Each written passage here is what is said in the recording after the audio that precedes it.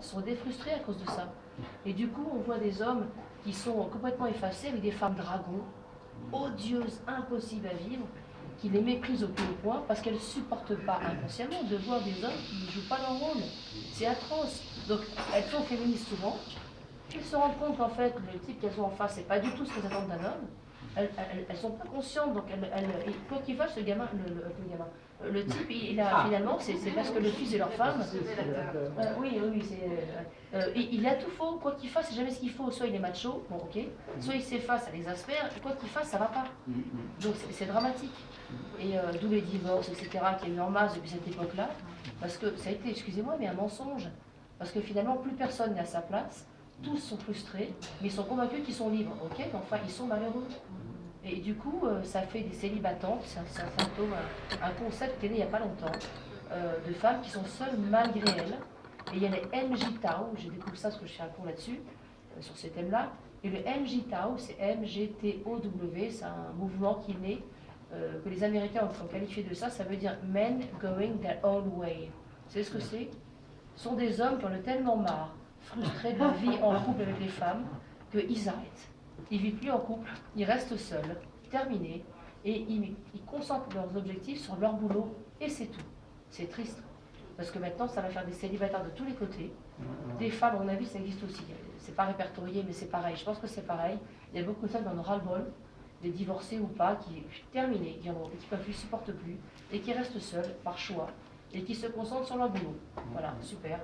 Donc on va être dépeuplé encore plus, on a moins en moins d'enfants, des célibataires, et puis d'autres qui disent, il y en a marre, vu le genre masculin et féminin, puisque c'est comme ça, enfin c'est peut-être pas conscient, mais on va rester entre filles, et les hommes vont rester entre hommes, vous voyez ce que je veux dire.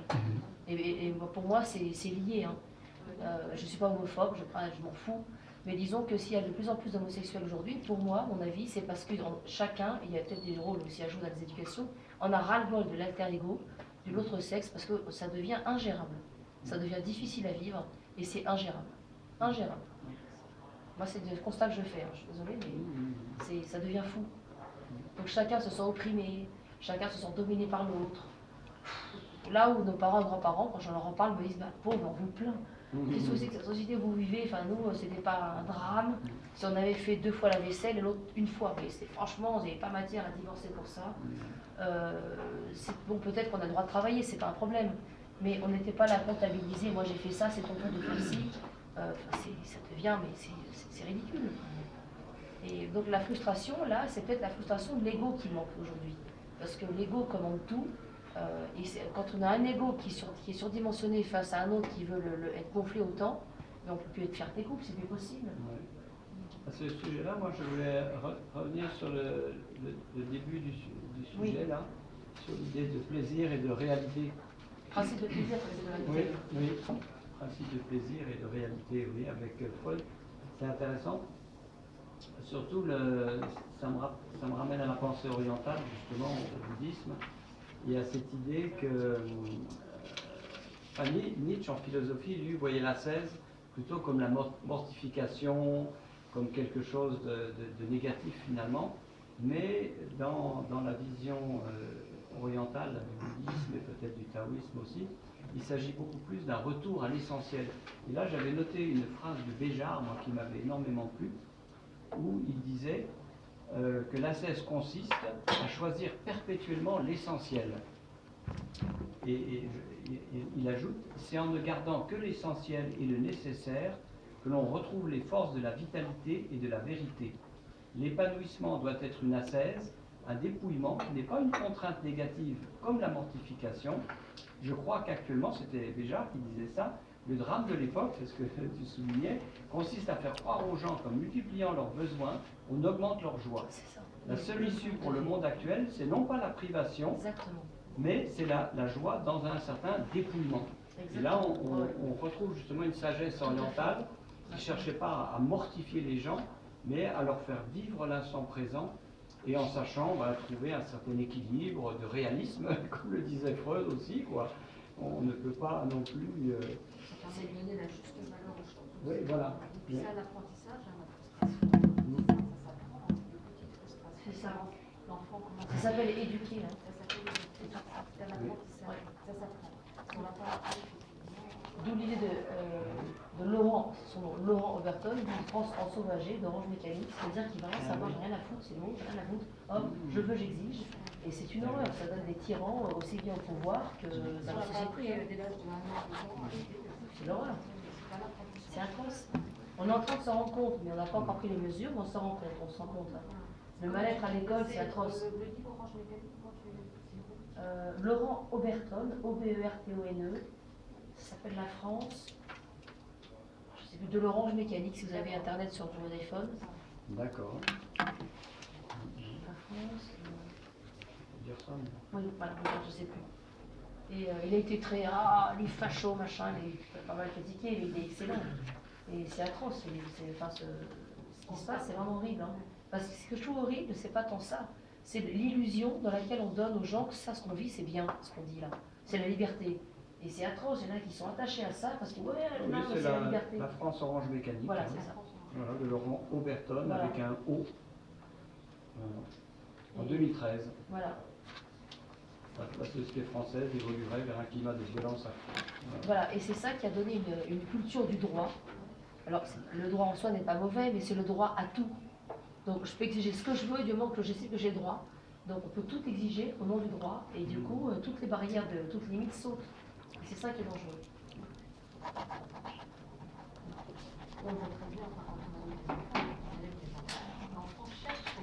Bien sûr, mais même à l'école des grands, ils continuent, ça commence, ça continue. Il ne faut pas croire, mais l'enfant a besoin de limites. Oui, exactement. Vous avez des choses à dire? C'est inscrit dans Vous avez des choses à dire? j'ai envie de dire, on a besoin de ça. Ouais. Vous avez des choses à dire? Monsieur. C'est une société pleine de Par exemple, ceux frustration qui, à l'école, depuis que le matin. à l'école, ceux qui sont C'est incapables tu d'arriver vois à d'une l'heure, formation. c'est psychologique, ils ne peuvent pas. Ils arrivent en retard, on les exclut, bon, au début ils se révoltent, ils font une crise de nerfs pas possible, après ils sont tout à fait à l'heure. Hein. Ceux qu'on laisse faire, il y en avait certains qui laissaient faire pour aller finir, je me souviens, une fois qu'il est arrivé dans l'entreprise de papa, pourtant, bon, c'est quand même plutôt cool, il n'était jamais à l'heure, il s'est fait virer. Donc voilà, c'est des gens qui sont soumis à des licenciements pour des détails parce qu'ils sont incapables de se soumettre à une loi collective. Et c'est un vrai problème.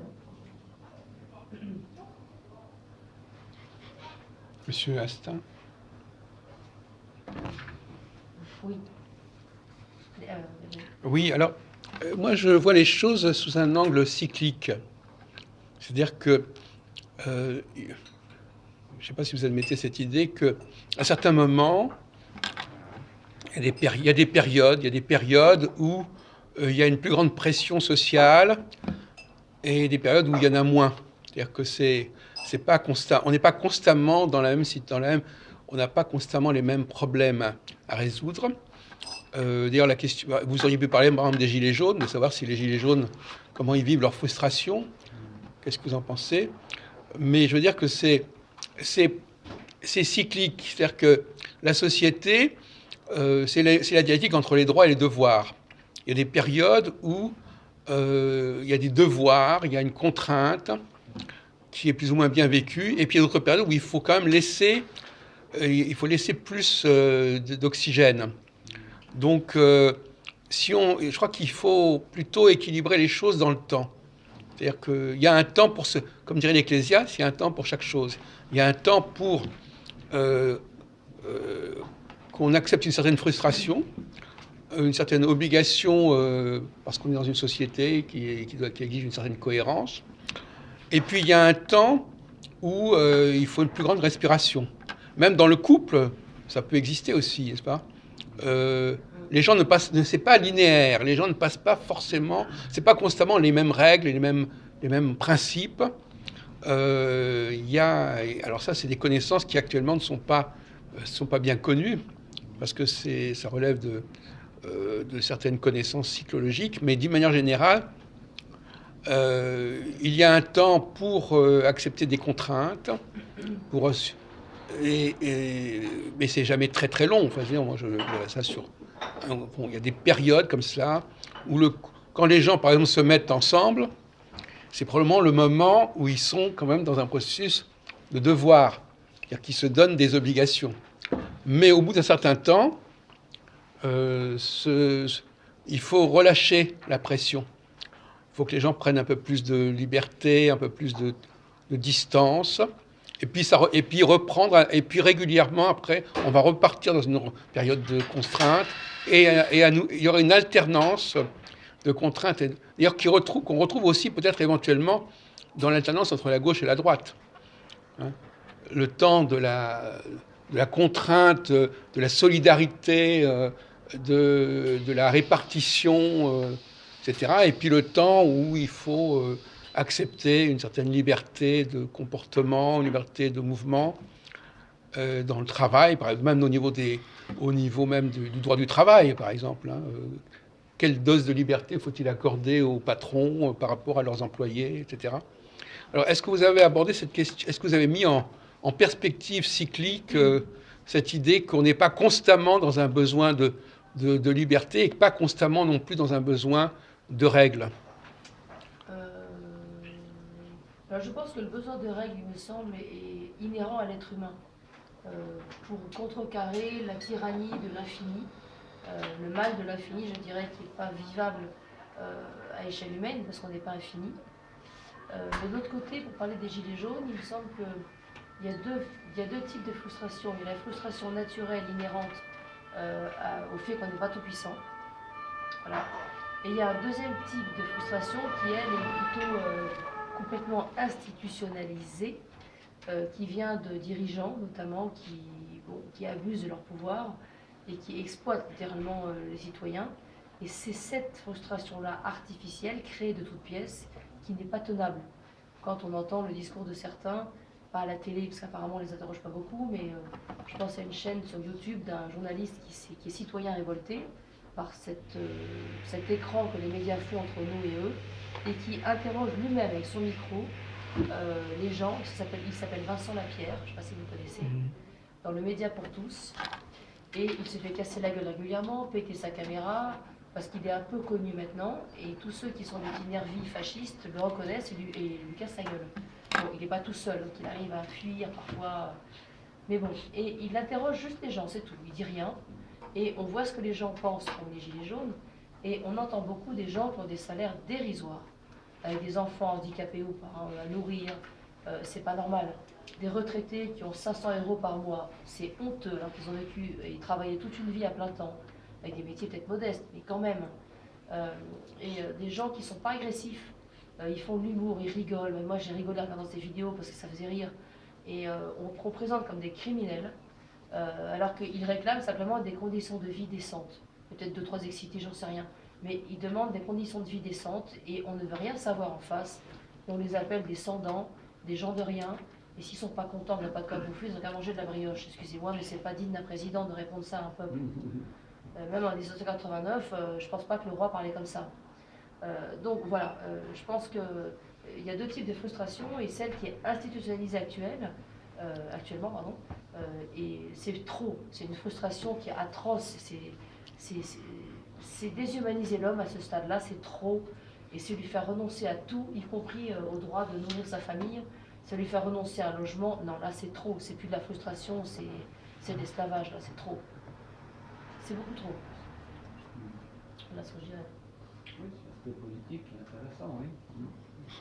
Parce que si cette frustration était normale, je ne pense pas qu'un État recourrait autant à la force pour faire taire les miséreux. On peut ne pas les entendre, mais de là à les bâillonner, à leur tirer dessus, c'est inadmissible. On dépasse les bornes.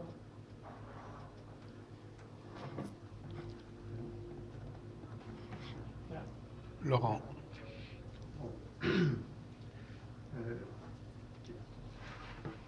On est quand même issu du monde animal, mais à un moment donné, nous différencions. C'est quoi la différence par rapport aux autres? Comparons-nous aux mammifères, puisque c'est non. C'est qu'on a un désir sans limite. Sans limite. On a qui entraîne d'ailleurs un besoin d'accumulation. Si la société de consommation est née, elle n'est pas née abstracto, c'est qu'il y avait forcément, il y avait un terrain qui était propice à ça. Alors, tout est infini. Le champ de la connaissance est infini. Bon, maintenant, avec Wikipédia et compagnie, vous imaginez que ça incrémente, même s'il y a des fausses informations dedans, c'est quand même extraordinaire. L'imagination, elle est sans limite. Un cerveau. Et alors que les animaux ont un territoire limité, c'est-à-dire que même un lion, un éléphant, il n'a pas besoin de dominer un continent, un homme peut très bien dominer un continent. Ça se voit en ce moment, avoir le désir, l'hégémonie. Bon. Alors, comme le concept de Dieu est apparu chez les hommes, la connaissance n'est pas apparue chez les éléphants, les baleines, etc., même si ce sont des gabarits bien plus importants que nous. Et justement, c'est cette distorsion entre un homme qui finalement est petit par rapport aux autres, à certaines créations de la nature, avec un grand M. Voilà. Et ben, c'est l'homme qui a eu la révélation du concept de Dieu. Là, justement, ça tombe bien, Dieu est infini. Donc c'est pour ça. C'est là qu'opère le mimétisme.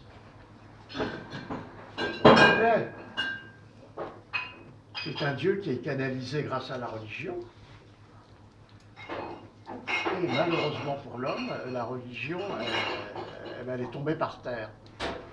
C'est effectivement le matérialisme qui l'a emporté.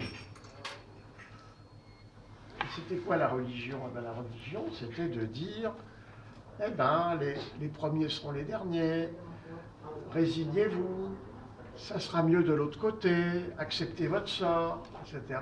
Tout ça, c'est tombé.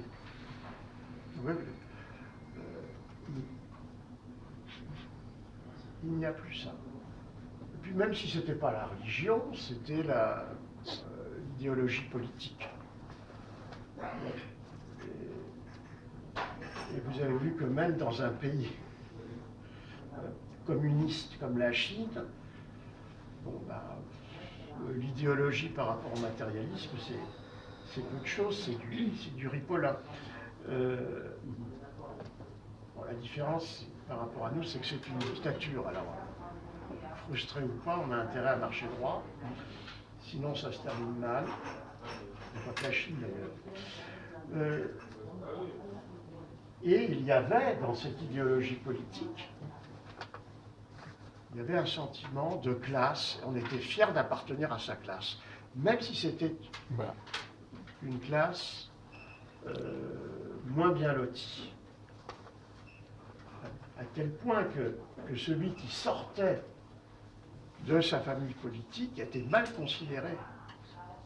On lui jetait l'opprobre, comme on pourrait jeter l'opprobre à quelqu'un qui changerait de religion, qui serait un paria.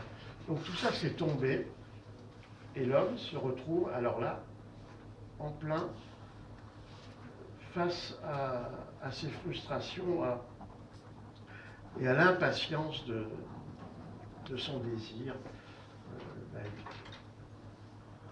inassouvi. Malheureusement, il n'y a pas de soupape, il n'y a plus le mécanisme de consolation.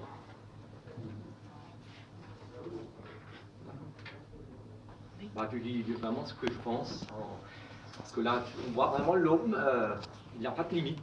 Il n'y a pas de limite. Et Dieu, comme il est mort, il faut qu'on n'a plus peur de la mort aussi. C'est ça aussi. Maintenant, les gens, on est une société suicidaire, ça on le sait.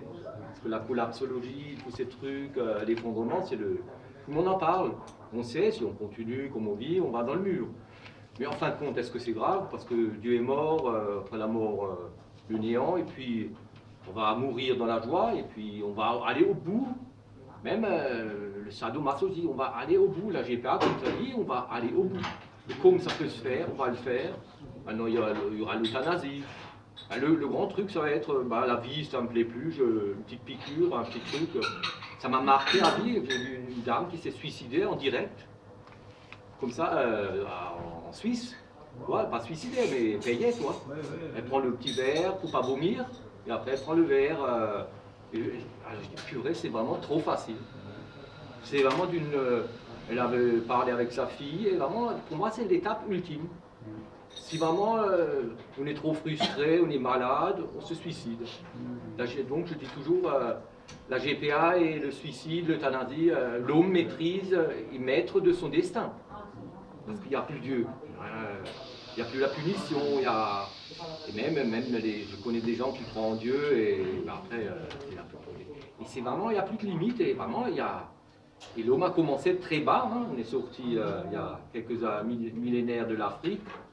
On a conquis le monde, maintenant on l'a conquis et maintenant on est aux limites. Je pense que c'est... Après moi je suis très pessimiste, je suis dans la décroissance, il faudrait consommer moins, mais ça ne marche pas du tout. Hein. Parce que je fais 2-3 trucs à Paris, mais les gens ils s'en foutent. Hein. Ouais, Ils veulent dire non, mais arrête. On veut jouir, on veut s'amuser. On en parle par exemple, si vous ne regardez pas les bonnes chaînes vidéo sur YouTube, c'est tout un mouvement qui sort. Je suis dedans, mais après dans les fêtes, quand on rencontre les gens, dit, mais là, je te propose, tu auras des limites. À Paris. Ah, mais non, quand même, la vie, il faut... Voilà, c'est ça. Et je pense que frustration, on les accepte plus. Hein. La frustration, on va au... Même les gilets jaunes, moi je suis un peu... Les gilets jaunes, ils sont frustrés parce qu'ils ne peuvent pas vivre comme... Parce qu'en France, on ne meurt pas de faim. On peut vivre. Non, parce que moi, j'ai le RSA. Et... Donc on sait, on ne meurt pas de faim, mais on n'a pas le petit truc en plus.